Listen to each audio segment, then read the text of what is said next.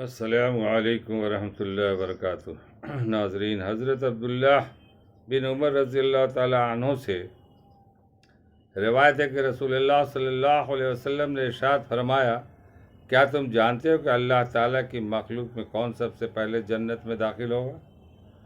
صحابہ رضی اللہ تعالیٰ عنہ نے عرض کیا، اللہ تعالیٰ اور ان کے رسول ہی زیادہ جانتے ہیں۔ ارشاد فرمایا، سب سے پہلے جو لوگ جنت میں داخل ہوں گے وہ غریب اور نادار اور مہاجرین ہیں، جن کے ذریعے سرحدوں کی حفاظت کی جاتی ہے، مشکل کاموں میں انہیں آگے رکھ کر ان کے ذریعے سے بچاؤ حاصل کیا جاتا ہے۔ ان میں سے جس کو موت آتی ہے اس کی حاجت اس کے سینے میں ہی رہ جاتی ہے، وہ اسے پورا نہیں کر پاتا۔ اللہ تعالیٰ قیامت کے دن فرشتوں سے فرمائے گا، ان کے پاس جا کر انہیں سلام کرو۔ فرشتے تعجب سے عرض کریں گے، اے ہمارے رب، ہم تو آپ کے آسمانوں کے رہنے والے ہیں اور آپ کی بہترین مخلوق ہے، اس کے باوجود آپ ہمیں حکم فرما رہے ہیں کہ ہم ان کے پاس جا کر ان کو سلام کریں، اس کی کیا وجہ ہے؟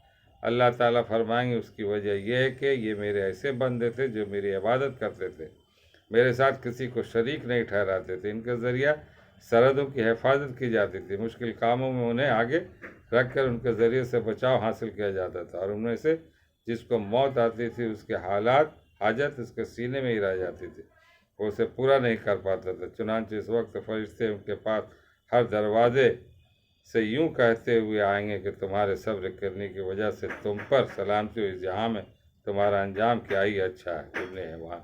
اللہ تعالی ہم لوگوں کو پڑھنے اور سننے سے زیادہ عمل کرنے کی توفیق عطا فرمائے۔